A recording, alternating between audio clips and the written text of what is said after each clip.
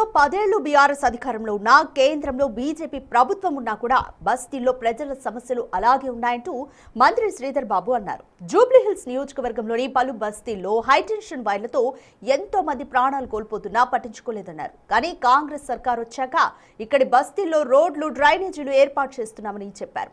జూబ్లీహిల్స్ లో ప్రచారం నిర్వహించిన ఆయన బీఆర్ఎస్, బీజేపీల నుంచి పలువురు కార్యకర్తలు కాంగ్రెస్ లో చేరారు. ఈ సందర్భంగా జూబ్లీహిల్స్ నియోజకవర్గంలోని బస్తీలు మరింత అభివృద్ధి చెందాలంటే నవీన్ యాదవ్ ను గెలిపించాలని కోరారు. కాంగ్రెస్ ప్రచారంపై బీఆర్ఎస్, బీజేపీ నాయకులు అసత్యాలు సర్క్యులేట్ చేస్తున్నారని మండిపడ్డారు.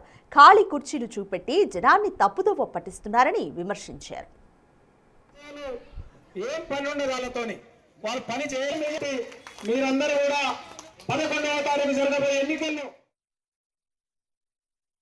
మేము అడుగుతా ఉన్నాం టీఆర్ఎస్ పార్టీకి సంబంధించిన వారు, అదేవిధంగా బీజేపీ పార్టీకి సంబంధించిన వారు, మీరు 9 సంవత్సరాలు టీఆర్ఎస్ పార్టీ అధికారంలో ఉండి, ఇంకో ప్రక్కన బీజేపీ ఇప్పుడు కూడా కేంద్రంలో అధికారంలో ఉండి, అసలు బస్తీవాసులకు కానీ ఈ జూబ్లీహిల్స్లో ఉంటున్న ఈ ప్రాంత వాసులకు ఏం చేసిందని అడుగుతా ఉన్నాం.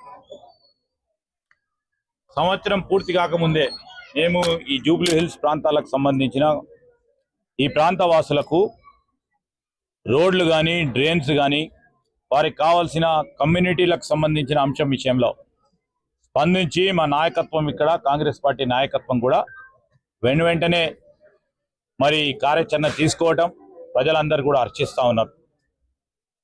ఈరోజు అన్ని వర్గాలకు సంబంధించిన ప్రజలందరినీ మేము అడుగుతా ఉన్నాం. ఈరోజు బీఆర్ఎస్ పార్టీకి సంబంధించి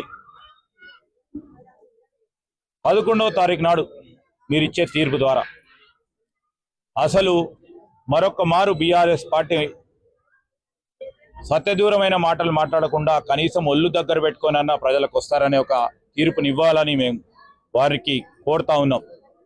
నిత్యం అసత్య ప్రచారం, నిత్యం వారికి సోషల్ మీడియాకు సంబంధించిన ప్రచార సాధనాల ద్వారా ముందుకెళ్తా ఉన్నారు. ఈరోజు కేటీఆర్ గారిని అడుగుతా ఉన్నాం. 11వ తారీఖు ఎన్నిక ఉంది, బహిరంగ సభ, బహిరంగ చర్చకు అని అంటా ఉన్నాడే. 11వ తారీఖు నాడు ప్రజలు చెప్పే తీర్పే మా బహిరంగ చర్చ.